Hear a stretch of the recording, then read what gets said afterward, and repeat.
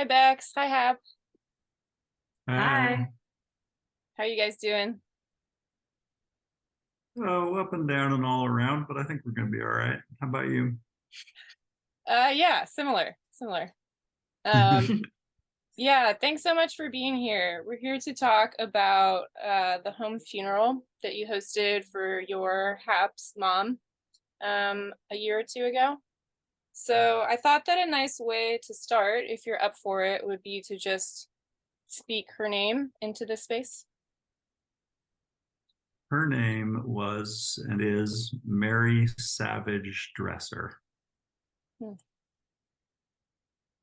And why don't we set the stage a little bit? So where did the idea come about to have a home funeral for her? Um, I had attended some in at the Zen Center where I practice.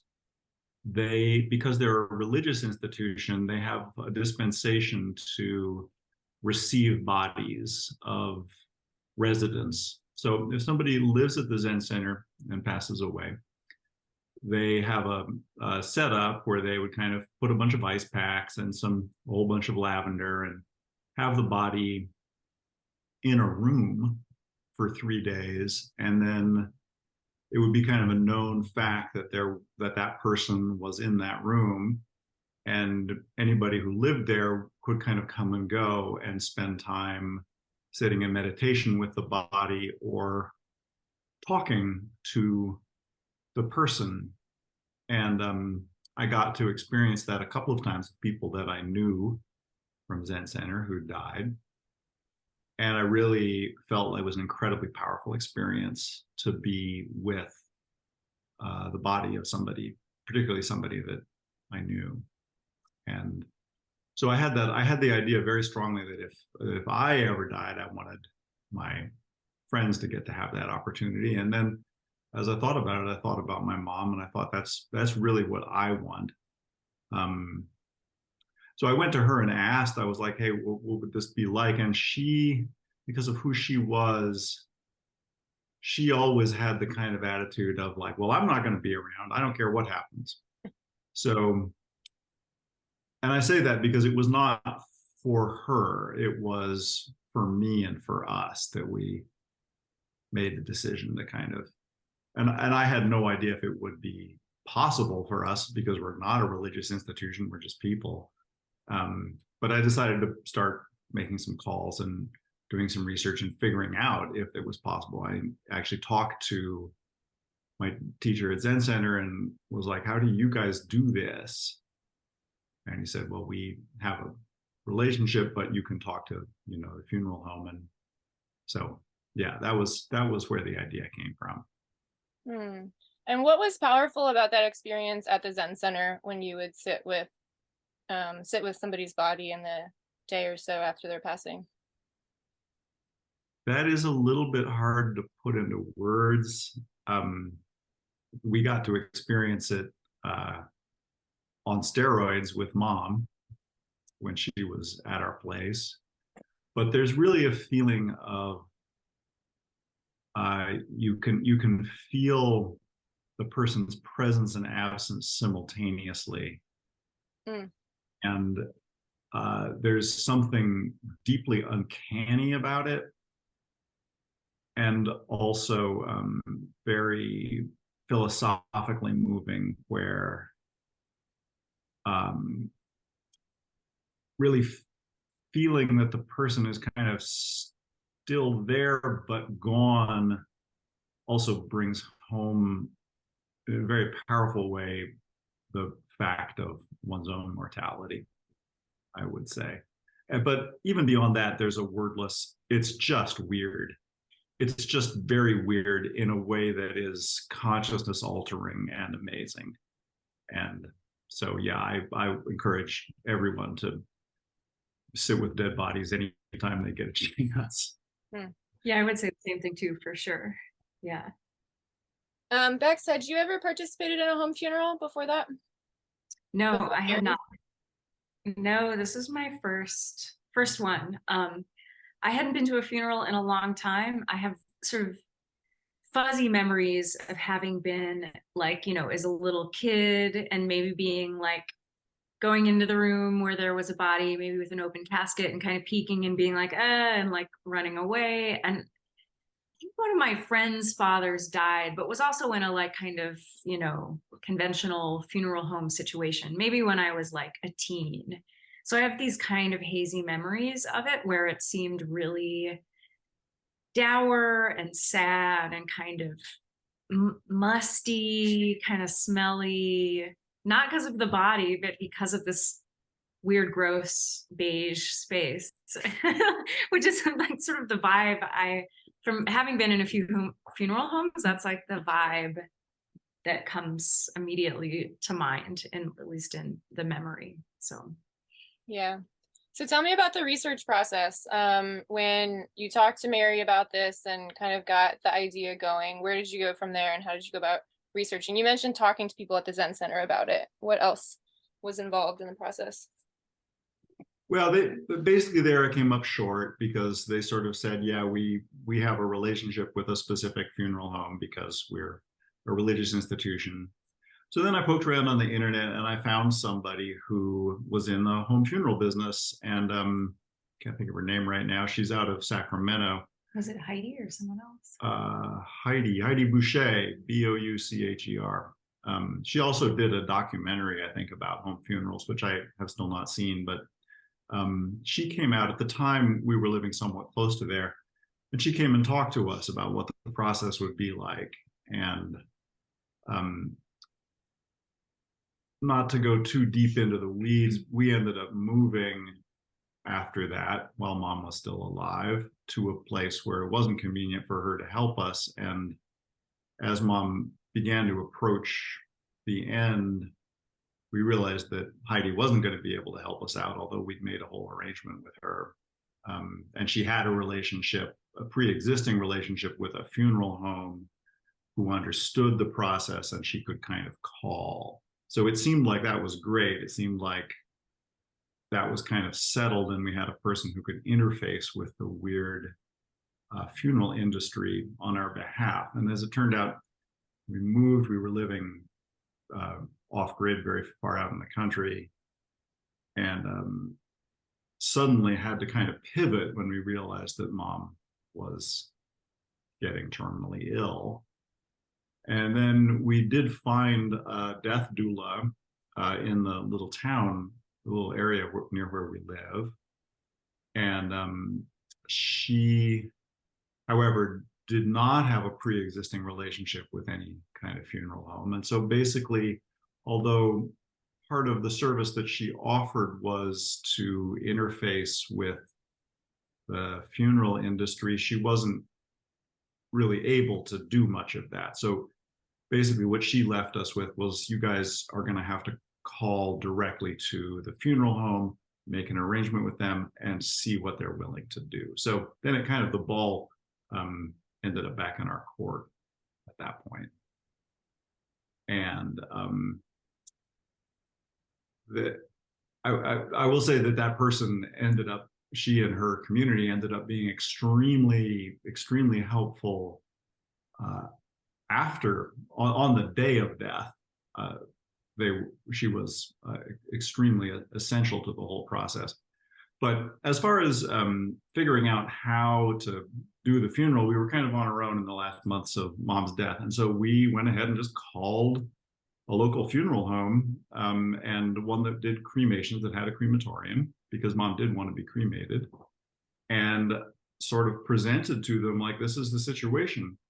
And we also, at that time, mom was in a care home, which also was really different. Prior to that, mom had been living with us in the place where we were. And so we had a pretty easy, plan for how, when she passed away, we would call, and but she would stay there in her room. Now she was separate from us in a care home, which has, the care homes, of course, have their own sets of rules about how long bodies can stay there. And I really had given up hope from being able to do anything. But I called the care home and I said, hey, what would it be like if mom's body stayed in her room here for a few days because of our religion, I said. And much to my surprise, the president or CEO or whatever of the care home got back to me and said, yeah, we can do that. We've never had anybody ask for this before, but we can do it. And I said, we'll hang a note on the door saying, don't come in, and we'll keep her body there. So much to my surprise, they agreed. So my first piece of advice for somebody who's thinking about doing this is ask, because it's surprising. Most people have never encountered a situation like this, but most people are not a priori against it. So then after that, there was a moment where it seemed as if mom was going to end up in what do you call it, in a SNF, in a skilled nursing facility. Yeah, which definitely meant that any kind of home funeral was going to be off the cards, because then she would get picked up, her body would have gotten picked up from the SNF and taken directly away. So, it was a whole complicated process I won't get into, where I fought that. And eventually, though, talking to the funeral home that had the crematorium, I said, what's the process going to be like when mom dies at the care home where she is? And they said, well, we'll send out a car and we will pick her up and transport her to the funeral home, and where, her body will stay for a little bit and then it'll be cremated. And I said, well, and I was like, it costs some money to transport the body, right? And they said, yeah, it costs this much, couple $100 or something. And I said, what if I paid you that, and instead of having the car go directly back to the funeral home, you drove to our off-grid cabin on the end of a dirt road half an hour away, and then we paid you the same amount a few days later to bring her to the funeral home. And again, there was some hemming and hawing, but the people at the funeral home eventually were amenable. They said, no one's ever asked for this before, but there's no reason, there's no law that says we can't do that for you. So it's fine, we'll do that. So that was what we ended up doing, actually. And when mom passed away, I'll talk more about what happened immediately on that day. But when she passed away, the funeral home came, picked up her body, which we had cleaned, drove it out to our place, which was extremely rustic and almost feral, wheeled a gurney into our cabin, dropped off the body with us, and then took off. They didn't ask for any kind of a signature. They didn't, there was no liability issue. They just took off and said, call us when you're ready to come pick her up again. I have often wondered what would have happened if I had never called them. And that's all I'll say about that.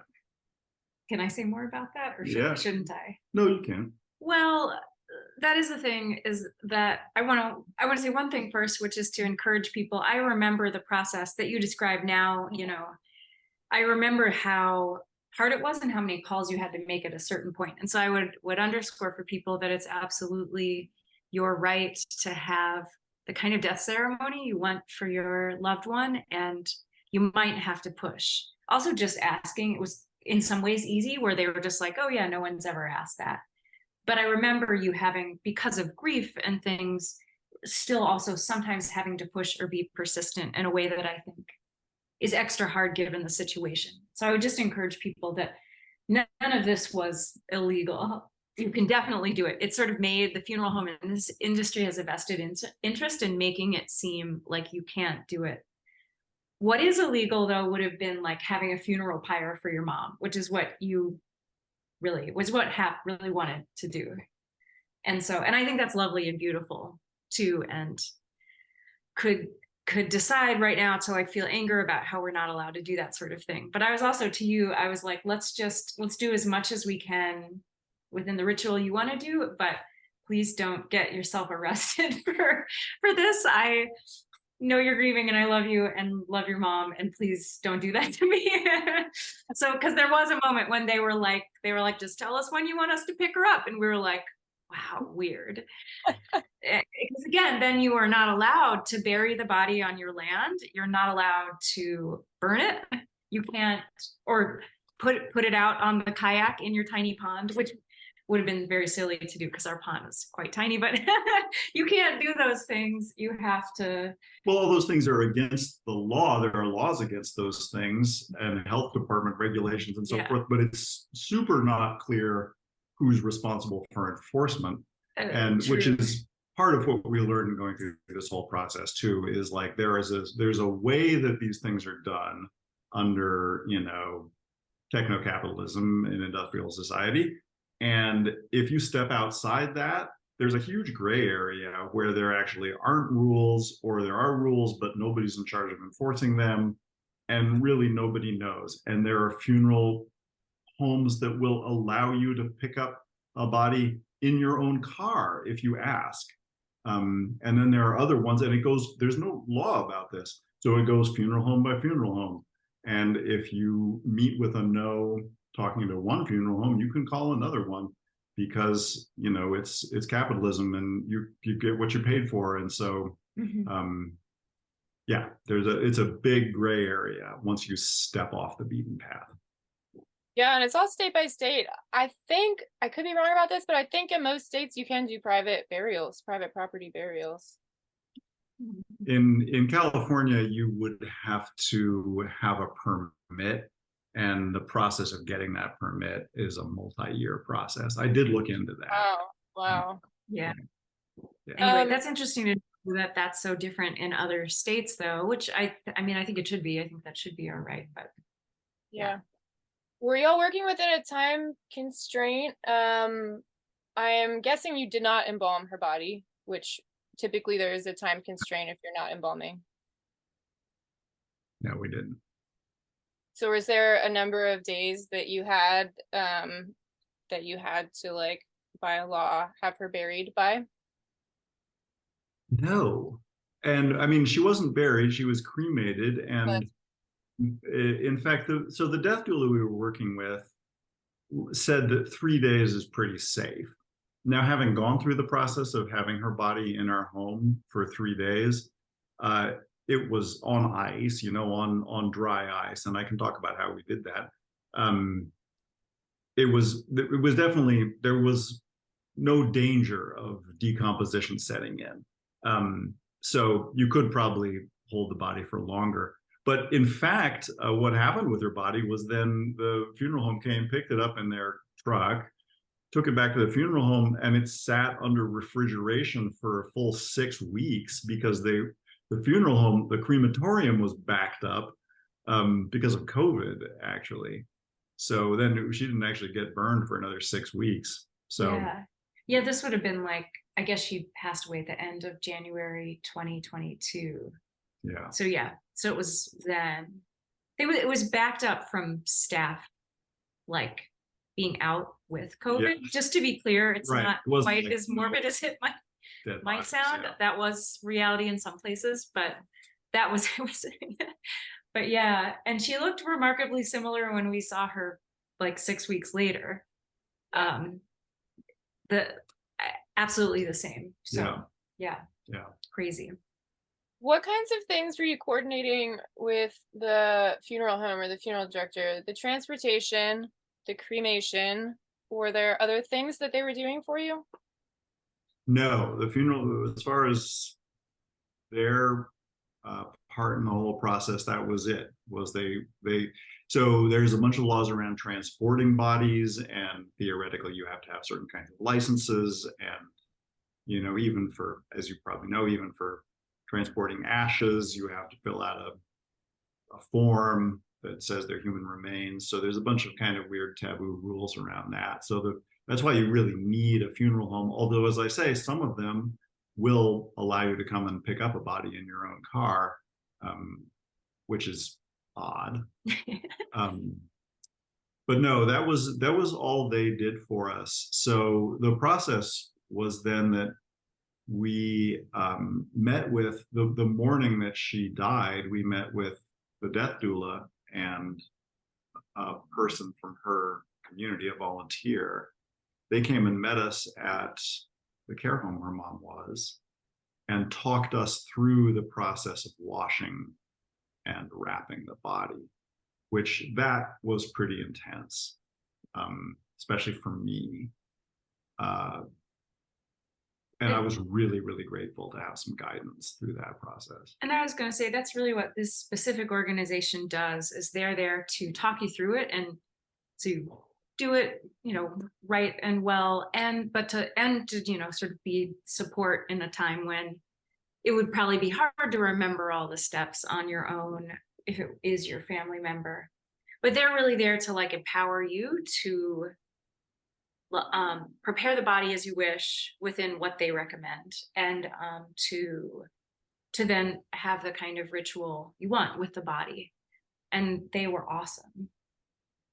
Yeah, so a few friends of ours that we put out the call. Well, oh yeah, sorry, I was gonna start talking about when you and me and Kaya washed her body, but anyway, go on.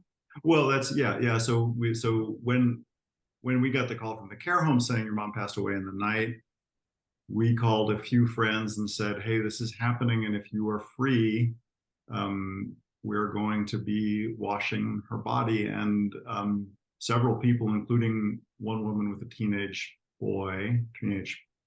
child, came and joined us in the process, which is pretty, that part is pretty visceral. And I mean that literally, because after death, one of the things that happens is the body begins to evacuate any kind of stuff that's in the intestines or the bladder. And so you really have to clean. And those are the parts you really want to get clean if you're going to be keeping a body in your home. So. And the death doula helped us do some of that really intimate work, which was a little, I think, definitely harder for you. Harder for me too, though, with my mother-in-law, in a way that almost feels like skipping ahead. But I'm just going to talk about some of the viscerality of it, which is just that, as we were starting to do a thing where we would sort of roll her body from one side to another with a sheet under it, to clean different parts of her. And every time we did this, like, more urine would leak out. Like, and you could just imagine like a vessel with its like liquid sloshing, like where each time we'd be like, oh wow, there's more. And we'd like, kind of turn her again to do another thing, be like, oh wow, there's more, which was kind of incredible. Of course that happens. But there were a lot of very visceral things like that were sort of wondrous and like then quite maybe visceral is the word. I don't know if I can, also quite banal, but extraordinary at the same time. And so there was also a moment where I remember when I think that maybe Akila and her team the death doula and her team had already like arrived there when we arrived. All met downstairs. Maybe we just all met. And then they went in and were much less, it's sort of somewhat routine for the like death doula community. But for me, it was the first time going to like wash and dress someone's body. And so it was Hap and me and our friend Kaya who came for the actual like cleaning part, and the rest of our friends that you mentioned met us. And I do remember Kaya, I think, maybe arrived a little later. I remember like how much time it took me to sort of warm up to the situation, to like kind of go in and be like, oh wow, this is heavy, as like the death doulas started their work. And then we're also instructing us, like, we brought essential oils, we brought washcloths and like a bowl to do some of the washing. So I sort of had the stuff, but was still hanging and, giving it to them, but was also hanging back. It was like, oh wow. And then like, it slowly became more comfortable where I could approach her body and help. And I watched Kaya go through the same thing, who's our friend, who's very unflappable and like the kind of person who just dives into things, but it was interesting to also I had gotten a little more comfortable and had started to wash her body, and Kaya came in and I could tell Kaya was kind of like, oh, damn, and kind of like holding back. And then there was a certain point where we were both, Kaya is also a yoga teacher, I'm a yoga teacher, and we were both like, we all have our like physical sort of spirals and places, and she had died with her head sort of cocked and rolled to one side, and we were both like doing what yoga teachers or students might recognize as like shavasana adjustments. Like we were both kind of tugging on her neck to try to lengthen it out, and we were both kind of giggling, and we were like, wow, ultimate shavasana means corpse pose. Some people will know that. We were like, well, this is the ultimate shavasana adjustment. I hope someone does this for me when I am dead and hopefully having a home funeral. So that was like a really special, I'm getting like a little teary, that was so moving. And to be caring for her in that way that also felt very, it felt like care to be like washing her. And it was quite beautiful to get to do that. And I would say, I don't know how it'll be when I have the opportunity to do that for my parents. I don't know if they will be comfortable with that. They're certainly more conventional. So for me, as it not being my parent was so rewarding. I would tell anyone to do it. And that said, I know there will be swickier, weirder parts for me if it's my parents, but I would just say, you should do it if you have any opportunity. And maybe if you have the opportunity to do it with someone who isn't your family, like go do that. Like I would go do that again in a heartbeat. Yeah, it was really interesting how when first confronted with the physical presence of a corpse, there's a really strong kind of disgust reaction and a sense of danger at being in the space. And I did see every friend as they arrived go through that, where they would kind of like, it's just so raw. And then they would kind of stand back and watch the rest of us who had gotten kind of used to it at that point, kind of bustling around and, washing and scrubbing. And people were just like, wow, this is really real. And then slowly they would kind of get into it, and you lose that sense of danger and disgust over time. Yeah. And I remember her body, by the time we came, she'd been dead for 4 or 5 hours, I think. And so her muscles had not totally gone into rigor mortis. We could still move her.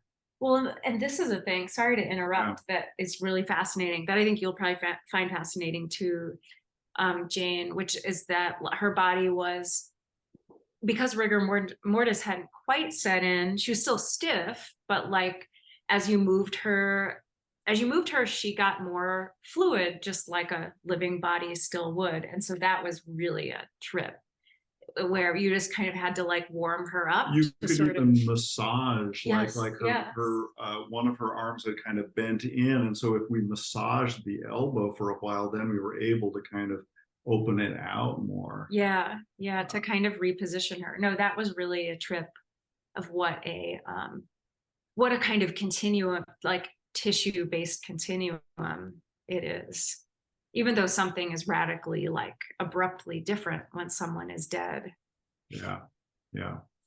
And then I remember that her eyes were open, and when we first got there, her eyes were like really still glossy and really looked like they were like staring. Yeah. And you kept kind of closing them because it was so eerie to see her mouth was kind of open and her eyes were staring, and I would come along and open them again because I liked how uncanny it was. That's kind of all you need to know about us. So no, it's true. Actually, before the death, I remember talking to the death doula, like in the lobby, about like how the sort of, protocol would go. And I remember her being like, as soon as she's dead, you have to tie her mouth shut. Yeah. You have to like tie a ribbon or it's going to stay open, and it's very spooky to people. I remember, and she said it in a much more delicate way, but I remember being like, oh my God, what are we doing here? And then that did kind of happen. Her mouth was just kind of open, because getting like someone on staff to do that that, after she passed away. I mean, she passed away at like 7 a.m., kind of a fairly godly hour for us to get there soon after. But I think she had died earlier. Really? They called it. Yeah, that makes more sense. Actually, that makes sense with the timeline. Yeah. Okay, well. So yeah, in the event, having her mouth kind of open and her eyes kind of open. Her eyes got dull as the day went on, and it was less eerie. But definitely at first, it was really pretty spooky. Yeah. I am really like struck in particular by the part of the story about everybody coming into this space slowly habituating to it. I mean, it's actually amazingly fast habituation, it feels like, from my perspective, to hear that everybody who came had that same reaction. And that seems like a situation where you can't really fake it. Like, it's so visceral and raw that you can either like do it or you can't. But it's kind of amazing that you all were able to, like, pretty quickly, it sounds like. I just like imagine you like taking one step closer, every few minutes or something. Yeah, there's something really powerful about that part of the story for me. I wonder if you were in that situation again, if it would be a similar kind of habituation process, or if that would diminish with more experience doing that. I could see it diminishing if I were a death doula and like did it a lot, but I feel like, and sometimes because of this, I think I might eventually want to do some of that work, but I could still imagine it be like taking that much exposure to, I mean, it'd probably be a little more comfortable next time, but I still imagine I would have like pause in being in that space with a dead person again. It's really powerful. Right. And again, I think the sort of disgust is really adaptive, as is sticking with it and getting past it. Yeah, I think there's a way where it's an irreducible. It's one of those things that you kind of, I think now because I have gone through the process, I would know that my initial feeling put off, that I could push through that, and it's safe to push through that. But I would still have it, and I would still have to be pushing through, because it's one of those things that you had to push through, where you're like, okay, we're doing this. Yeah. And then you're doing it, and then it kind of, then you're like, okay, I guess I really did do it, and now we're doing it. I mean, I imagine that was even more for you, but that felt very timeless to me. A little bit of a like I don't like, we don't have kids yet. I'm not like a birth worker or a death worker. It felt like this very, like, primal's not the right word. Like, traditional is like, it felt like one of the most traditional things I'd ever done or something. It felt like it really connected me to lineage and ancestry, to be like, someone's dead, this is what we do. Like, like I'll take my time. I don't have to rush in, but like at a certain point I had to be like, not like I'll not think about it, like I was numb or dissociated, because I felt remarkably present. And so not with those strategies, but I did feel like, okay, time to like dive in. Like like I'm never going to feel completely ready to do this, and it has to get done. You're right. There's this knowing that like, this is what we have to do. Yeah. And like, we can't waste a lot of time. Right. We need to get her body clean and dressed and like on ice. Yeah. Yeah. And people are coming later today to see her. So we gotta like, it felt very like adult doesn't like catch the magnitude of what I'm trying to say about how like I did feel like it connected me to lineage and ancestry in this way, of like many people, probably usually women, like tasked with being like, all right, cut the bullshit, everyone, let's go in. Yeah, and of course it made me think about the fact that a few short decades ago, I mean, how long ago? Really recently. Before the 50s. Before the 50s, even, I think any family would have known how to handle a dead body. Like, it's really recent that hospital deaths are the norm. And that we're protected to our detriment. Yeah. Protected in the sense of like outsourcing that part? Outsourcing it, and not you know, hiding it from family or sometimes, or from children, certainly. I don't know if you want to say about your childhood experience with that, or if that's a lot Which one? with your dad. Oh, Just like, oh yeah, no. So yeah, that's the example. Is like my dad died when I was 11, but I wasn't there when he died. I was a few hours away, and or an hour and a half away or something. And so by the time I got home, which was maybe 6 hours after he died, his body was already gone. So I never got to see my father's body. And mom kind of, she was, of course, grieving, but also she sort of said, yeah, I wasn't even able to think about it. Like the great gray they, just came and took the body away, and I wasn't offered any option, and I didn't, nobody said like maybe this man's son would like to say goodbye, that yeah, it just went through the process. Yeah. yeah, and just fuck that. It is so fucked up. Like that is so, yeah. I feel very defensive of of young you, and I'm like that.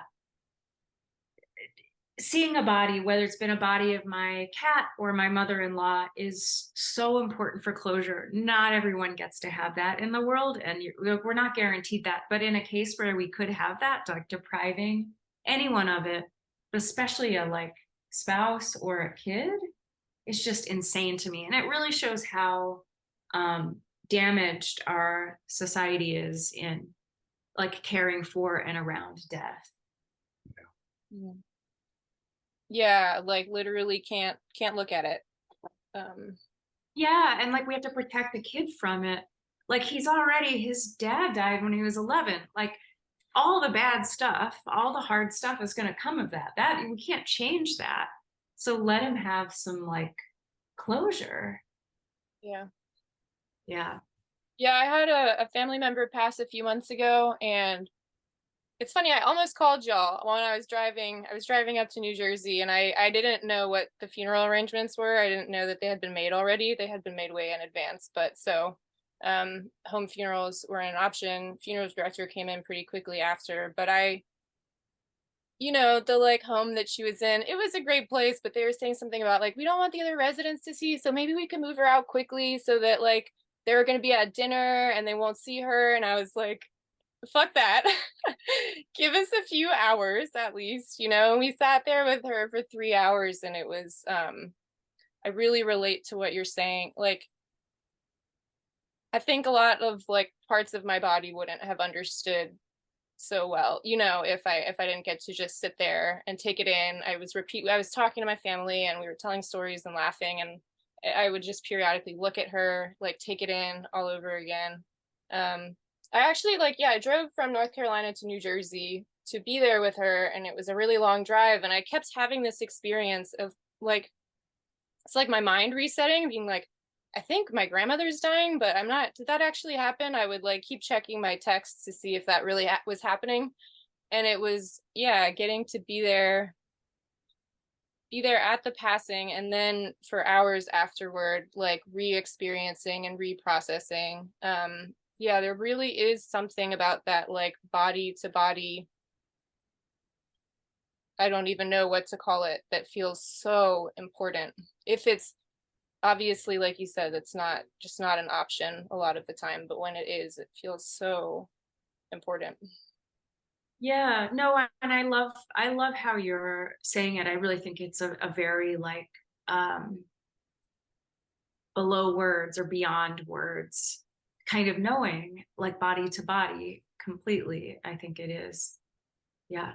And it's iterative. I think you really hit on, that's a really important part of it, is like you do kind of keep like going like, Yeah. like, and that's part of the flickering sense of the person being there and not there, is like you look away and you're like, you return to the sense of who they are or were in your life, and then you look back and you're like, wow, okay, that's a body, and then you turn away again, and you come back, and but it really, it takes time. That process takes time, and it takes repeated, I think you're right, it takes repeated exposures to kind of go through that. And I also wanted to say that we had the exact same thing when we were there, we, kind of were done washing, and we shrouded. I had bought a piece of fabric to shroud mom in, and so we wrapped her up like a burrito, except with her head showing. And then I called the funeral home and was like, okay, come and get her. And so they sent a truck out. And when the driver arrived, the person at the desk of the care home was like, okay, you go around to the donut room. And I was like, the what? The donut? I've never heard of the donut room.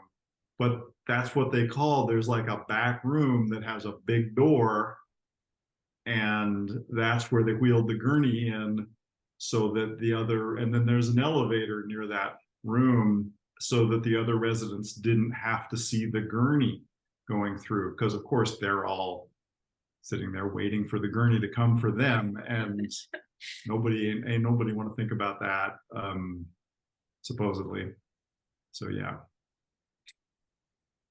I would love to read.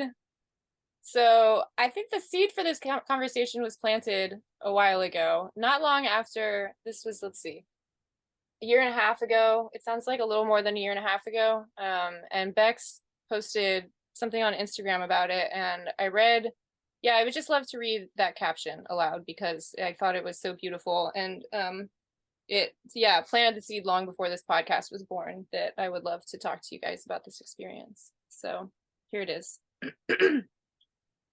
My mother-in-law, Mary, died at 96, and my husband and I washed and dressed her body ourselves and had her at our home for 3 days. Friends came and went. We sang and chanted and prayed and talked to Mary throughout the night.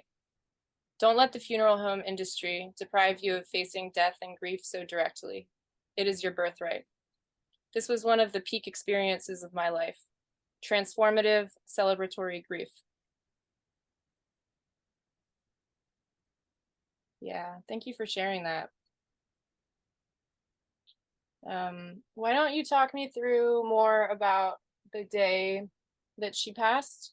Maybe after the cleaning. I would love to hear about the dressing part. I've seen a picture of her and she was dressed really beautifully. I would love to hear about that process, and then everything kind of in the time frame between then and maybe calling the funeral home again.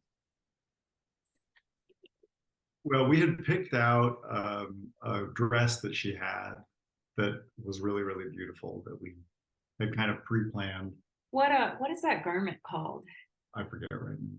It's some kind of a Middle Eastern garment that had been bought for her in Dubai, but it was like black and had mostly black, but had beading around the collar in like purple and like crimson and orange and like peacock blue or something like that. Had a lot of bright colors on it. I want to add this one thing because it was just so her. She would wear this dress and a witch hat for Halloween.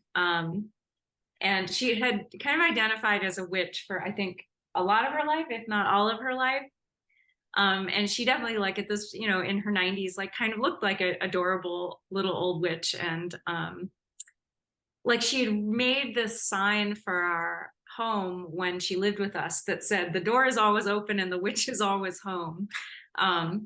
She was like an artist and a calligrapher, and she'd made this sign, and like we were like, can we hang that on the front door? And she was like, I was gonna ask you to. And so anyway, so she was a really, really wonderful person and really charming person. And so she had this dress that she looked like a total kind of witch goddess in, and that is partly why we chose. It was just beautiful on her and striking. And I feel like the fact that she wore it as a witch for many Halloweens, she actually won the costume contest at the home she was in. I mean, she definitely deserved it. And was like so thrilled. She was like that year, she was like gloating about it, which was so cute. Like she was really kind of like a bratty kid a little bit, where she was like about how she like beat everyone else. And again, she deserved it. Like she looked fantastic.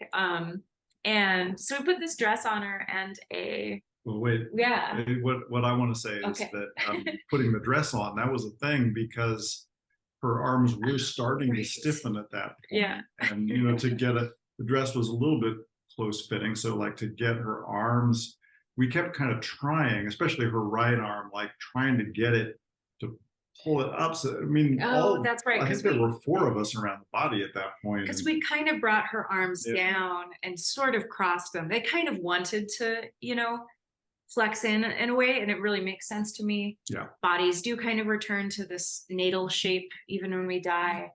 But yeah, I forgot about how hard it was to So in the end, the death duel was like, I don't know, we can cut it. And I was like, we're just gonna cut it. And so we slit the back. Yes. And then got her into it and then like tucked it under her so that she would, yeah, since she was going to be on her back from then on. I know those are home funeral tricks that are totally allowed.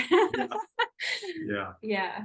But then what were you going to say? Well, we also had that beautiful amber necklace, like an old friend had given her. So it was like this giant chunk of amber. She was Lithuanian, and so it was a piece of amber from Lithuania, and like it was kind of half raw, half polished. And so that also made her just look like a witch goddess. And her hair was kind of long and white at that point. And we decided to just let it be like long and wild on the pillow. And then we had this, she loved peacocks, and we had this like peacock pillow another friend had given us that we put under her head. And I mean, maybe that just sort of segues us into the setup at our home. Can I describe a little bit of that? Yeah. So we put her on what had been her old bed, not the kind of adjustable bed that we had gotten her for the home, which we set up in the middle of our kind of living room in this cottage that at the time had a dirt floor. And I guess still kind of has a dirt floor, or still has a like rubble and ash floor. But she was in the middle of this big sort of rustic yet gorgeous building, and we surrounded her with peacock feathers. She loved peacocks, and like local flowers like manzanita and toyon, and what else? And we surrounded her with, they were actually LED candles, because that also felt safer among the foliage, and we could just leave her lit up all the time. Yeah. And so there was good instruction that we got from the death doula. Was at home we purchased some chunks of dry ice. That's right. And the dry ice can't be put directly on the body because it is too strong. So you want to wrap the dry ice in plastic. And then the important places that need to be iced are the head and the viscera. So like under the small of her back and on top of her belly. But at night, I would always put a little chunk of dry ice on top of her belly and take it off during the day. And then under her head, there was some dry ice, because those are the areas that'll start to decompose first. Yeah. So that was, you want, I think we've pretty much covered the process of the mourning of her death. It was really washing, brushing her hair, making her look good, dressing her, and then the shroud partly functions, like Bex was saying, like you can use a sheet to kind of, actually you do this with people when they're just old and sick too, you kind of turn them using a sheet, so you can kind of like shake somebody back and forth with it. But also then you can pick up the shroud and carry the body and set it on a gurney using that. So you want some kind of a sheet or something that you can pick up and use to help transport the body. I think, unless there's any other details that you want to know, that's mostly what it was on the day of death. Yeah. I don't think so. I'd love to hear about the next couple of days. If you had like a set funeral, what that was like. And you also mentioned talking to her throughout the night and chanting and praying, just anything that's fun and meaningful for you to share about those experiences. And like what rituals felt, you mentioned at the beginning that this was more for you than for her. So like what rituals at that time felt really meaningful and important for you? And yeah. Yeah, it was so the way we were living, I said, it was very rustic. And also we slept in a little cottage that was about a quarter mile from this bigger structure where mom was. So that was kind of good because she wasn't directly like with us in our bedroom. That would have been kind of intense. No, that would have been it. I don't know if I could have done that. And I think that's okay. I don't think that's a shortcoming of mine. It was kind of nice. Though I remember, I don't know if I said it out loud at the time.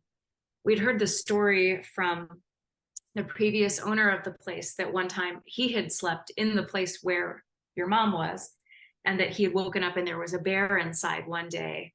I mean, he had left the doors open, I think, for that to happen. We were shutting the doors, but I had this fear that like an animal would come in and bother mom. That was real. No, Yeah. because there were a lot of foxes and other kinds of skunks wild and like skunks that would come in, snakes, yeah, all kinds of things. Mice would. There was a wood rat that was kind of back in the wine cellar.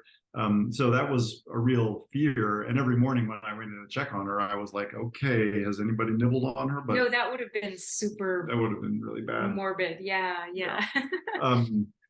But to answer your question about like meaningful ceremonies and stuff, like it meant there was a clear dividing line of like, now we're at home kind of doing our life that's for us, and now we're going to go to the death space. Well, kind of, but not totally. My office was off of the big room she was in, and it was still beginning of 2022, so my teaching was all still online. Had a lot of Zoom meetings, I guess, as a lot of us do now anyway. But so I was like taking meetings or clients or teaching classes all online. And so numerous times of the day, I would like pass by her and I started just like either bowing to her, or it was amazing. I loved that I got to have a few days of this. I'd be like I couldn't go in and not acknowledge her. So I would either bow or I'd be like, hey, Mary, and be in my office. And I would like, come and go doing my thing. And would always have to be like, okay, bye, Mary, see you later. And just would like kind of talk to her and include her in my day. I was struck by how banal that felt. I mean, it was beautiful. It also was really touching each time. And sometimes it would like, I'd be kind of teary chatting with her, but sometimes I would just, as a matter of course, sort of chit chat with her and then be on my way and be like, wow, this is weird, but it's not weird. Yeah, that's great. I've forgotten that. Yeah. I love that. At night sometimes that was a little spooky when I had to go over there for sure. Yeah. But in the day like I remember thinking like I'm gonna miss greeting her when she's gone. And it's interesting how it made the gone much more of a gradient or transition than if she was dead and her body was gone. That sort of underscores the importance of what we were talking about. And I'll probably come back to that again when we talk about like cremating her and everything. Yeah, let's bookmark that. Yeah. For me it was definitely like I kind of very deliberately, I remember deliberately going there on a couple of nights. One night, and like I think the second night, I think the first day, like some people visited. We sent out an invitation and said to anybody who knew her, she's going to be here at our place for 3 days, and you're welcome to come. And actually, a kind of a funny story is we had a visit from an old friend of mom's who, among other, she sits on the boards of a bunch of things, and among other things, she I think she sits on the board of a nonprofit dedicated to home funerals. And so she was very interested in coming to be with mom. And when she stepped into the space, I could tell she could not stop talking, and she was not looking at the body. She was looking at anything else but the body. I swear she didn't look at Mary once.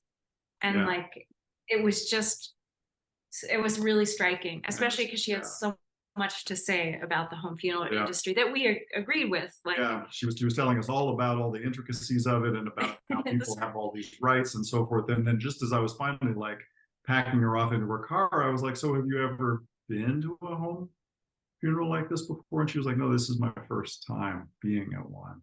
yeah, That was kind of interesting. yeah, But for me, the most powerful thing, I think, the day of her funeral was really powerful. And then one night I went in, or a couple of nights I went in and just sat with her, and I could light these, we had these LED candles all around her.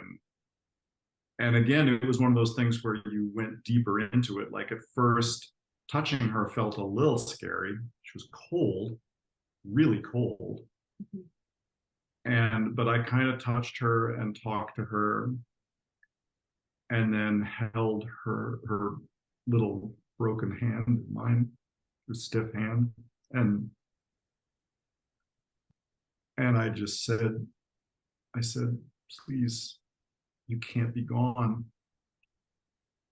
And then I just started weeping, and tears and snot from my face was falling down onto her body.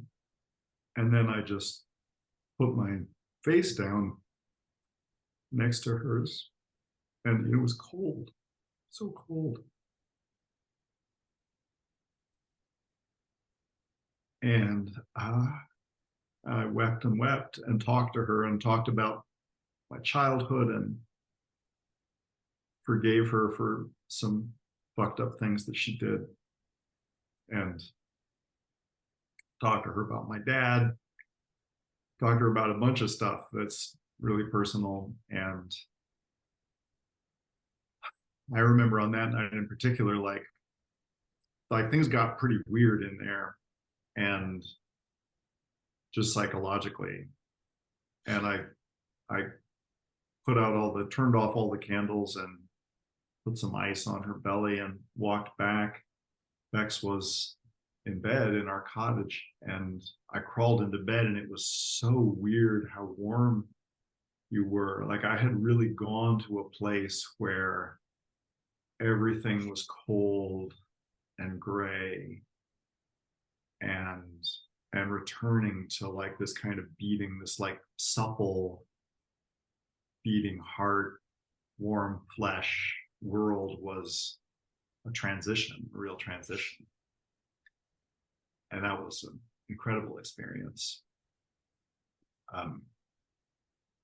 So then the next night, the third night that she was there, friends came, amazing, again, friends that I feel so supported by, because where we lived is far away from where everybody else lives. And yeah, a few friends like came up from the Bay, so even 3.5 hours.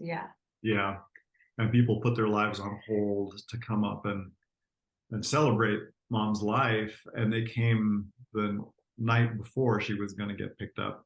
And we all, a friend led us in a Buddhist chant and made tea, which we drank together, and we all talked to her a little bit. And then I remember that we put two friends up in Bex's yoga studio, which is there in the building with Mom. And then another friend was like, I just like sleeping on the sofa. Well, the sofa was in the same room with and Mom. Whenever this friend visited, she would sleep on the sofa. It was kind of it's like comfortable. A running joke that was like, we were always like, hey, you want the sofa, of course, right? And so, yeah. And I think Kaya slept in the big house too. Kaya wanted to sleep with her too. I think Kaya slept on the other part of the sofa. Yeah. I think they both slept on the sofa. So yeah, I was a little bit like, okay, y'all, I hope you're all going to be all right. But, they were fine. They turned off the candles and went to bed, and apparently, slept okay. But no, sitting up with her was beautiful. Like we all took turns talking. Yeah. A number of these friends, some of them had known her maybe for 5 or 6 or 10 years, and some had known her since you were like 20. And so for a long time. And so so it was just beautiful, like stories unfolded and people really spent time with her. And um, it was really powerful for me too, to get to like say words to her that maybe I hadn't said, or that were occurring to me to say then. And we kept having this feeling, I feel like all of us were saying this, could have been like the flickering of these fake candles was really good. They did a really good job. There's some of the LED ones that flicker, but we kept looking and being like, Oh, I swear she's breathing. It kept looking like Mary was like breathing, and you kind of watch and be like, oh, of course she's not. You'd be like, is she breathing? It was so interesting to watch. I really feel like that's such a deep thing in our body minds, is to expect breath from a body, like warmth too. I didn't go to the sort of liminal space you did when you spent time alone with her and like came back to me. I didn't really go to the underworld like that, like you did, but it was uncanny every time to like hold her hand or kiss her, because that became very natural spending time with her. And it was still always shocking how cold she was, partly because of the ice, right? She's probably colder than she would have been, but because she was still had soft, smooth old lady skin, and yet was the temperature is such a, I had never had the opportunity to consider how much we take that for granted as a like indicator of life. Yeah, homeostasis is amazing. It's amazing. We're hot. We're like Yeah. really, really hot. And so when we're alive, and so like I wanted to talk about the marshmallows too. Do you want to talk about that? Oh, well, yeah. So then we had, I mean, then we had a little ceremony the next day where we dressed up, and some more people came, and we Actually, all, the death doula came back. It was so flattering. She was like, I just love how you all are approaching this. Can I just come? We were like, it would be our honor, like, please. And so she and another one of her like death doula colleagues came. And the funeral home people came. they came at the end. They came at the didn't end, come but for they the would, ceremony. oh, I guess you're right. They did come at the end. But But yeah, so it felt more kind of formal and public that morning, and we played music. Some other friends had said we can't be there, but can you please put on this song by the Decemberists? And so we did, and we also played some of Mom's like favorite opera arias and stuff. And people had prepared little readings they wanted to do, and we all spoke to her again in kind of a formal way. And I remember something that I said that some people have said was significant for them, was I said, Mom, in a lot of ways, you were a shitty mother. And the ways that you were a shitty mother made me into the man I am. And so I'm grateful. And I forgive you. So I'll just repeat that. Yeah, and then I cried a lot on that day also, really could not stop crying. And then together we did this beautiful process of wrapping her up more. So she was swaddled a little bit already from her, at her feet. She was kind of closely swaddled in the, no, we swaddled her that morning. She was laying on the shroud, and we pulled it up over her feet like a burrito, and then wrapped in one side and then the other. And then we had a bunch of scarves, and we started tying scarves around. So first at her feet, and then a little higher up, and then we kept tucking the shroud across and tying another scarf. Well, they were all her scarves. She had this like, I think if you're an old lady, you get a lot of scarves as gifts. It seems that way. But she also had some that she had like hand dyed. She'd had a like silk marbling phase. Anyway, they were just very her. Yeah. They were all these like beautiful, sometimes beaded or like silk, like old lady scarves. I mean, I feel like that's a type of scarf. It just seemed very her. Yeah. And then so we slowly got her enclosed until she was then wrapped all the way up, and just her face was visible. And as we went with the scarves, we tucked, Bex had gotten a bunch of peacock feathers, and we tucked peacock feathers into the scarves. And another friend, mom, one of her kind of childlike, delightful qualities was that she absolutely loved junk food, and in particular marshmallows. She just was crazy for marshmallows. And so a friend had brought a bunch of marshmallows, which we actually sampled the night before. No, we all passed around marshmallows. That's what I was remembering, the moment the night before Elisa had brought the marshmallows, and like the giant ones. And it was, you know, we were laughing, crying, because we were like, oh, mom loved marshmallows. And we were like, so we were all sipping the tea. And like after we had done the Buddhist chant, and Elisa passed out the marshmallows, and we were all kind of weeping and giggling and eating the marshmallows. And we all ate, you know, like halfway through those massive marshmallows, and we were all like, yeah, I don't think I can eat anymore. Yeah, they weren't that good. But so we tucked them into the scarves of the shroud, because mom also, she would have loved, she had a very dark sense of humor, and she would have loved the joke of like toasting marshmallows in the crematorium. Yes. So all of that was like, yeah, exactly. She would have just cackled at that. Maybe she was cackling at that, and we don't know. Yeah. And then I remember like the last moment of kind of pulling then the shroud over her face. That was really hard, and it was time to do it. And we all kind of said one last thing to her, and then, you know, I was like, okay, I guess it's my job to do this. And I was like, I can't fucking do this. I can't say goodbye to her right now. I think you started it. And I might have started it, but no, I remember that it's funny how that felt like, I mean, it was all a process of saying goodbye. The last 6 months of her life was part of that process. So if someone gets to die at home in bed, again, not everybody like gets that privilege, but we got to really see, I mean, I say 6 months, 6 years, we got to see the slow fade of a person as they kind of cross beyond the veil before they're dead. But that really felt abrupt. Yeah. Almost, maybe because we'd been expecting her to die for a long time. She kind of took her time and went into, I can't remember the term. Obtundedness. No, I remember obtundedness, but there was something else. Like, you know, she was under hospice care, and then she had like got taken out of it, where I was like, wait, what? That happens? Like, what is going on? So it really felt, and then she's back in it, and then she did die, but it really, waiting for that moment felt like it was dragging. Where I definitely was like, oh my God, can we just get it over? What a roller coaster. And yet when we like even went into her room, even though I felt hesitation on the morning she died, it didn't feel abrupt like covering her face did, which felt kind of wrong. Like I was like, we can't, no, I'm going to miss her. I say hi to her when I go to my office. I bow to her. She's here.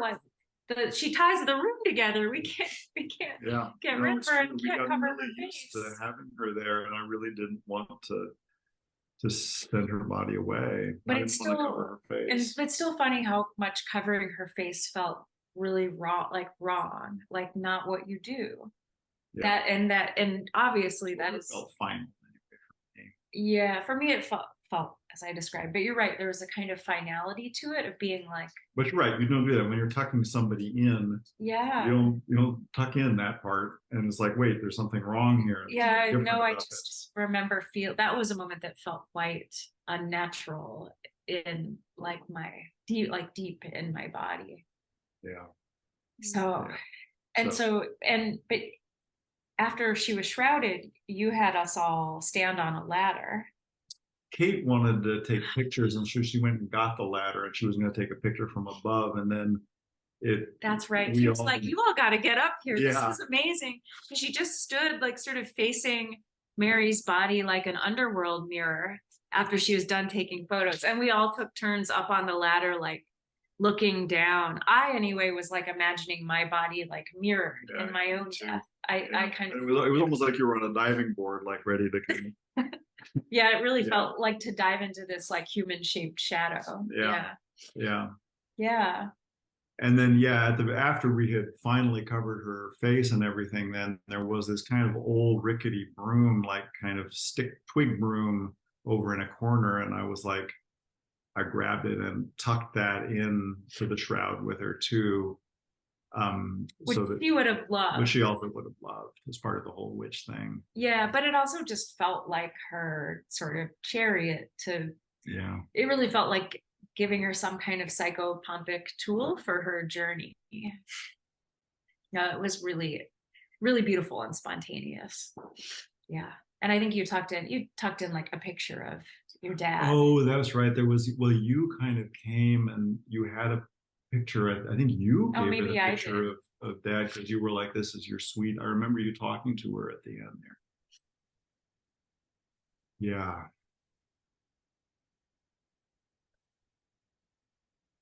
I imagine the 3 days, that 3 day period, probably, like when you're saying that, how hard and abrupt that was to cover her face. Like, my sense is that the experience of time in those moments is so different that, like, she was with you for 3 days and it probably felt much different than that. So that period of like saying goodbye again probably was like, but she's been here for so long with us. No, it felt like that. It really did. Yeah. Yeah. And then I had called the funeral home who had come out with the truck again. And when they showed up, they were clearly really excited to like be on our property again because they had never been in a place like that. Nobody has.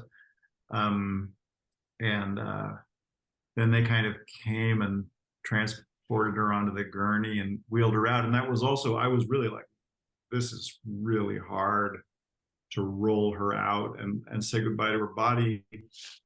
And then what was interesting was the vibe of the whole space, like as her body crossed the threshold, literally, like the vibe of the whole space shifted. And where I had been really like unable to stop weeping for hours at that point, all of a sudden we were all just laughing together. And we were like, let's go make some brunch. Let's crack a bottle of wine. There was this whole complete, like, really like that kind of New Orleans thing where the band starts playing swing. It was like super joyous all of a sudden. Yeah. Yeah. I mean, she was gone. It's making me think of the like those jaunty pallbearers who are like dancing with the casket in the like meme. But yeah, and then we should talk about the cremation. Let me just say real quick before we do that, there's a sense that I have listening to you talk about that time with her. And I know even among people who have home funerals, it's different. Like sometimes the body is getting like moved to all these different places and stuff, but being able to have her kind of in one place for a few days, I get the feeling that it sounds like you had almost two funerals, or like one kind of public, one kind of with friends, but I get the feeling that it was like you just had all of these mini funerals in that time, or it was like one long funeral. Like I hadn't really thought about this before as a potential just a potentially meaningful aspect of home funeral. Like the night that you went in, Hap, and had a long time with her by yourself, like that all gets condensed when, even if you have 12 hours with the body before the funeral director comes and takes them, like you don't get all of that sort of room for spontaneous grief and communication, and just for things to happen like the way that they want to happen. I think that's so cool. That I just really love hearing about the time frame of how things unfolded. It felt like just all of these really important puzzle pieces. Yeah, it really was like that. It really was like we had multiple kind of funerals and memorials over the course of those 3 days, and some very, very private and intimate, and some semi-public, and some really public, and all those are aspects. It's great for friends and family to have time without it being performative. And then it's also important to perform in a way, to perform grief in front of a community. And yeah, I think 3 days is a good amount of time to be able to get through some of that stuff. Yeah. Yeah, So then, yeah, go for it. Oh, I was going to talk about the cremation. Yep. As I said, then, when I actually talked to the funeral home, I was like, so how soon is it going to happen? And they were like, well, it's actually going to be 6 weeks. I think actually the funeral director herself was driving the truck. That was the thing. Oh yeah, that's Both right. days she was driving the truck because the regular truck driver was out with COVID. They were super understaffed. Yeah. That's right. So she was the one who was happy to come back to our property and see it again. I really liked her. I was glad we got that. Yeah. I'm easy for me to say. I wasn't having to I don't know, do the hearse shift, which wasn't usually my job, but I don't know. I was kind of glad. I somehow I really liked her and was glad she got to come back too. So yeah. But so then there was a long period of kind of grieving while Mom was still on ice over there. And then we had asked, I had also, I should say this, actually, one of the things I pre-negotiated with the funeral home was like, is it possible to view the cremation? Mm-hmm. And this particular one, they would do it for a fee, because they had to clear everybody out. Normally the crematorium has, I guess, workers in it. I don't know who's in there, but they had to close it down and just only the family could, or only the viewers could be there. So they charge you a fee, but they were willing to do it. And so maybe they clear all the other bodies out. Maybe they have bodies on gurneys lined up to go in there. I don't think so. I don't remember. They probably have to keep them cold. I don't know. Anyway. Yeah. Anyways, we had prearranged that we would be able to attend and I forget what they don't call it a crematorium. There's a alchemical word. They call it remember? I almost want to see if I can find it. Not an alembic, but no, but there's a really interesting word. There's a really interesting word for the thing.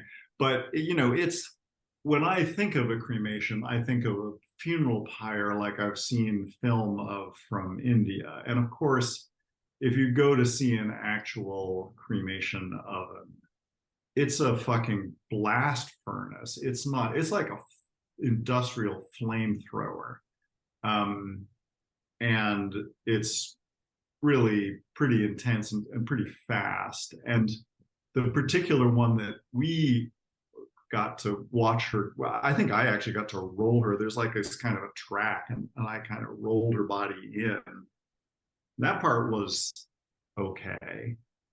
But then there's a little peephole. They close the door. The door is like this big concrete sealed thing. But then there's a little peephole with like kind of semi-frosted glass. You can kind of just barely see through. And you hold open a little hatch. And so we rolled her in, and then actually the guy let me push the button that's, brings it up to 1200 degrees or something. And then like peeping through the little thing, that was really hard. It really felt like that was another thing, even more than shrouding her face. That was a moment that really felt like deeply wrong to my body, like putting her in there, but then watching her burn. And you can't really see the body burn as much as I wanted to be frank. They definitely kind of shield you from that, I think somewhat intentionally. The window is small, though kind of morbidly. It also had like ash residue that sort of half blocked it. So it did. So even though I say I wanted to sort of witness that more, at the same time, I really just like, no, like we can't, you're hurting her. We can't do this. You don't do this to her body. Like it just welled up in me the whole time. Yeah, that seemed really brutal. Like yeah. to be I think it was partly just the industrial nature of the flame. Yeah, seemed really like blasphemous and brutal. And then as I was peeping through, it's basically just like this white hot mass of flame is all you can really see. But then I was like, oh, I see something a little black. It's like some kind of black branch or something sticking up against maybe it's that broom I put in. Then I was like, no, it couldn't be the broom. That broom would have been burned up right away. And I realized it was her arm bone. had kind of gotten blown up by the force of the flame that was coming from her head side, and it was her poor broken old arm kind of I was seeing silhouetted against the white hot flame. And that was that was a tough moment. Yeah, the cremation in a way felt like the hardest part for me, or like the really like saying goodbye part, as weird as that might sound. It felt really, really final. It was like then we felt really alone. I remember Yeah. we went to coffee afterwards or to get pastries, and we were like, it's just us now. Yeah. And it felt really alone. And in retrospect, as we talk about it, kind of looping back to this question of the home funeral pyre, I think had we been able to do something like that, it might have felt very different. I don't think it's necessarily consigning a body to the flames, but it's really the kind of weird industrialized techno-capitalist fakely antiseptic nature of that process. I mean, I think I still might have had the same visceral reaction. It was just more, I agree with you that all of that makes it extra weird or almost numbing. I mean, I didn't feel numb through any of this, but I really feel like it's all there to dampen the experience in a way that is unfair to all of us. But so maybe it would have been different. I still can only imagine there was just this sudden sense of like, you can't, of her being gone more when her body was gone. Like that's all I know. We would never again be able to like bow to her or kiss her hand or talk to her. And I couldn't help but wonder, I'm like, I mean, we talked about this at the time, like, would it be different if we were burying her? Would it not be different that we would, not that we would want to go dig her up, but just even sometimes the almost non-finality. I mean, I can imagine if like tossing dirt over her would have also been like, oh, wrong. Like my body mind would have screamed, this is deeply wrong, because you wouldn't do that to a living person. And at the same time, just that she would be there and you could be with her or like even dig her up if you wanted to. Yeah. Somehow it's funny how I was like, that would have felt like a safety net or something. Yeah. Yeah. Not like we shouldn't want that, but it was just my relationship the possibility, the potential. My relationship to a dead body is more complex than I would have thought. Even knowing she was gone, again, it was comforting with her body there. And I don't know, but it felt like it would be relatively comforting to like be like, I can go visit her grave.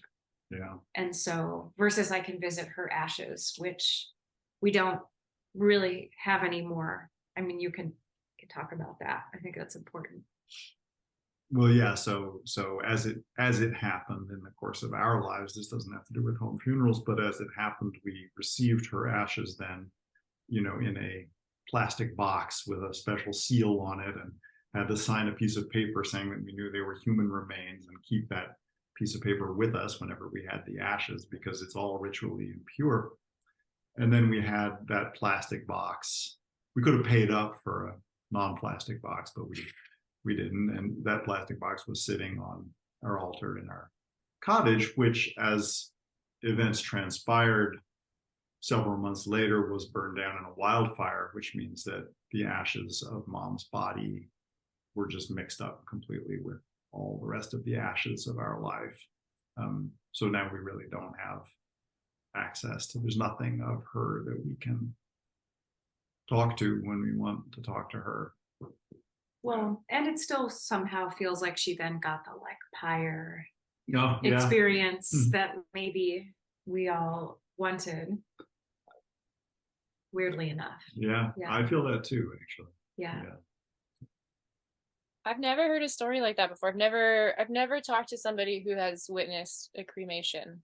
How did you know that you wanted to do that? Did it feel like in keeping with the rest of the funeral, of just being involved and witnessing everything that was happening?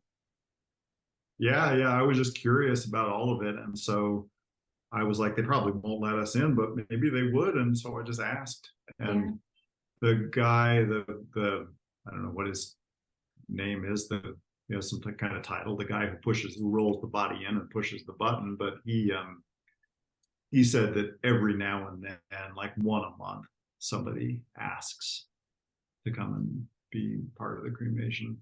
It's pretty uncommon, but not unheard of. Yeah. So, because again, there is the little viewing window, which might be there for the professionals, but I feel like they use it to check to see if it's done. Of course they do.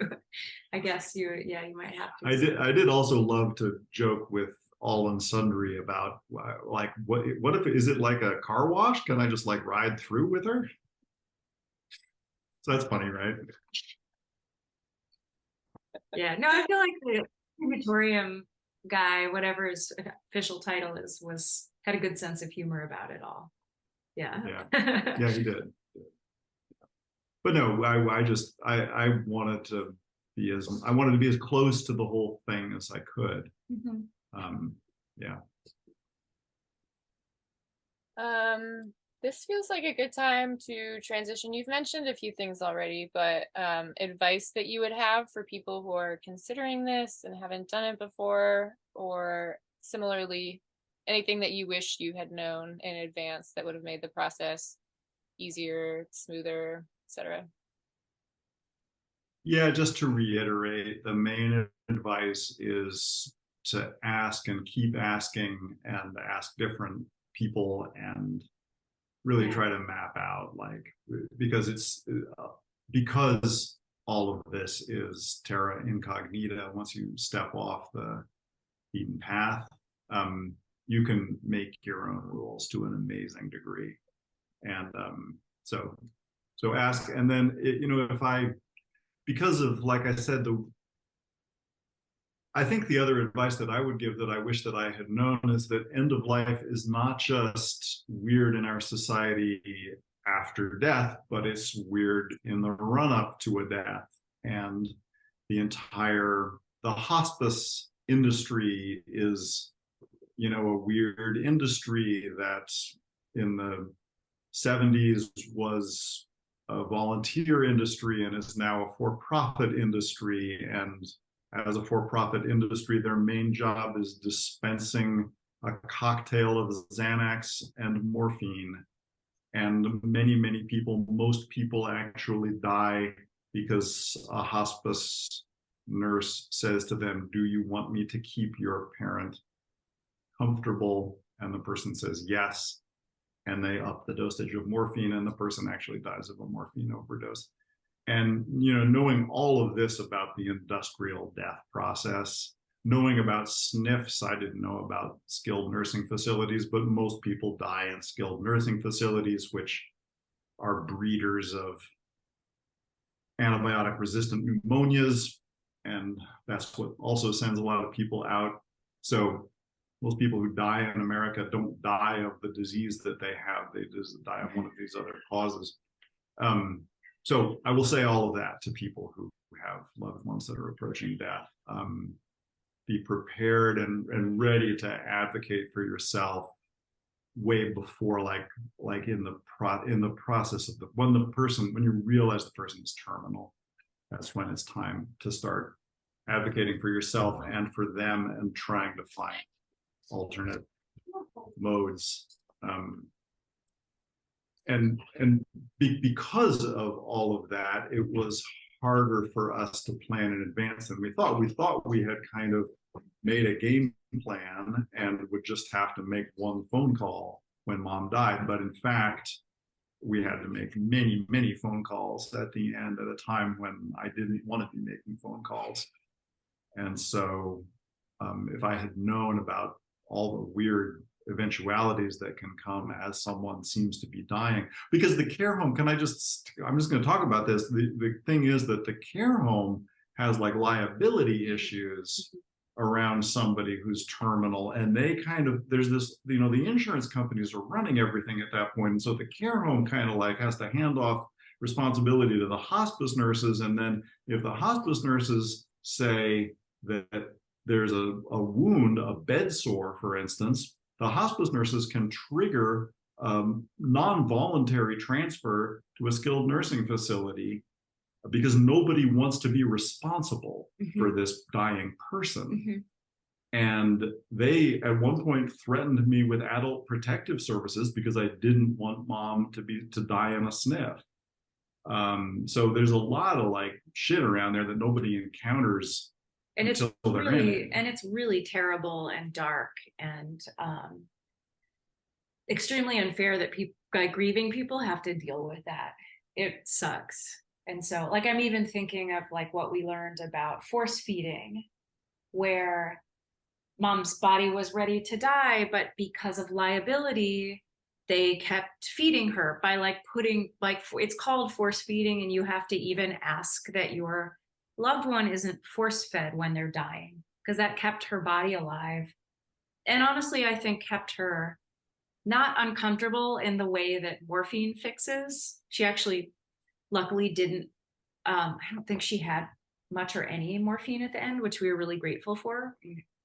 Not necessarily our decision, but I don't think she really wanted to go that way either. But there are all kinds of little intricacies that are, I think, quite cruel to the dying person and the family because of things like liability, which I get is there and probably protects some people sometimes, but mostly just makes things weirder and harder and more unnatural.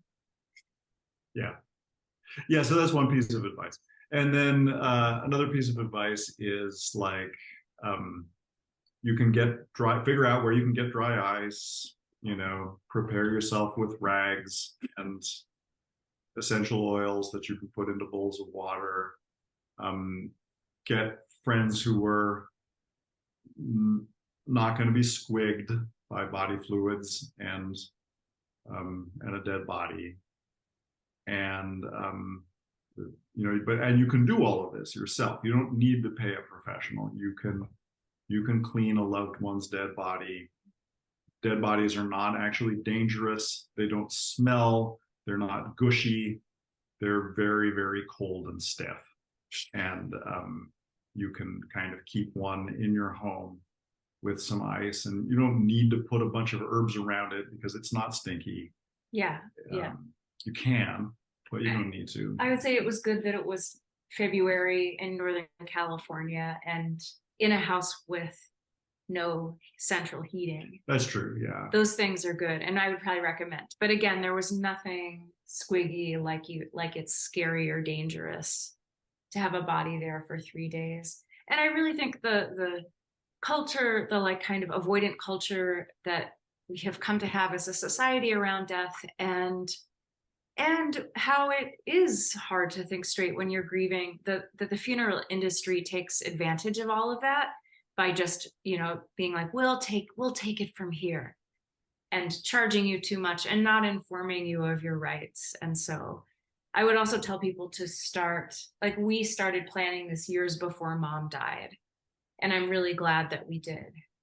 So we could also ask her and find, where the respectful line is with what she wanted, which I guess conveniently for us, she was just like, in her way, like, I'll be dead. I don't care. Ha ha ha. That was definitely her kind of sense of humor, which was both, I found it charming. I think you probably sometimes found it really exasperating as her son, but it should be planned so you can talk to your loved ones and see what they want. Again, we honored her wishes for the cremation. Maybe we'll still go pick up some ashes from her home where her ashes were and take them to where she was born someday. I think we might still do that as a gesture. Mm-hmm. So it's a conversation people should have. People don't want to talk about it. I don't know. I mean, I think I'll want to talk about it when I'm older. Probably I don't feel ready yet. You never know, but well, no, I mean that's real talk it's though. real, like yeah. when it's really coming, we don't know how we'll be. We don't know how resistant we may be to talking about it. That's true, actually. Planning for it, because we may not want to admit that it's happening. It's true. Yeah. Yeah, our mental states can be in different conditions as well. But yeah, I've noticed like there's an amount of planning you can do, and then it sounds like y'all also just ended up having to do a lot on the fly. I mean, death is so unpredictable, where she would go and what the specific rules were at the specific place where she was going to be and all of that. And then what you were able to do through the death doula versus having to do it yourself with the funeral home. I mean, it sounds like you were doing quite a lot of like spontaneous figuring it out as you went. Yeah, we actually were. It would have been great if we hadn't had to. And you can call the funeral home and say, hey, we've decided we don't want her delivered here. We want her delivered to my cousin's house instead because she's got a bigger house, and you know they might work with you. So. Yeah, and if they don't work with you, call someone else and see if they will. Like you definitely have to kind of dig in and find where the hard edge of the law is where you live. Respect to that part, and then all the other places where you might expect to know there isn't a real one, you might just have to ask a few people or ask in a few different ways. Yeah. Cool. Awesome. I feel like we've been on a whole journey over this hour and a half or so. Yeah, is there anything else that you would like to say, just to sort of complete this picture that we've been talking about today, or tie up any loose ends or anything? For me, I just would like to say thanks for giving us opportunity to talk about this. It's always healing to talk about. It's also something that I feel passionate about, encouraging people to push back against the tide of our age. And I don't know if you can hear in the way that I tell all these stories, but it's something I'm very proud of. I'm very proud that Bex and I did it and did it our way and made an experience for our community that I know that none of them will ever forget. Yeah, our friends, who knew her well and also wanted to say goodbye, all were so thankful for the opportunity too. And I feel that way. It's a really powerful reclamation of something that would have been much more like just an integrated part of life before. Again, like 70 years ago, like you said earlier, we would have all just known to do that. And I really felt how powerful a ritual it was. It was beautiful.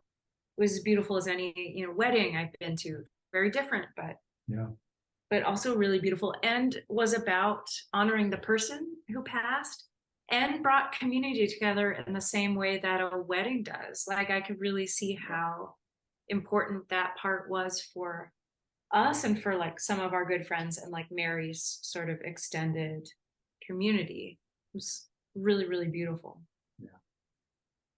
Yeah, I'm really moved that your friends were up for helping, particularly with washing the body. I think that's amazing. Yeah, it is amazing. It's brave. And another piece of advice is, if you ever have the opportunity to participate in that way with somebody else's family member, take it. Yeah. Amazing. Yeah. Thank you guys so much. I know it's a really, like you say, you're proud of it, and it's nice to get to talk about it. It's just such a tender subject, and I really, really appreciate sharing with me and sharing publicly. Yeah, just really, really touched. Thank you. Thank you.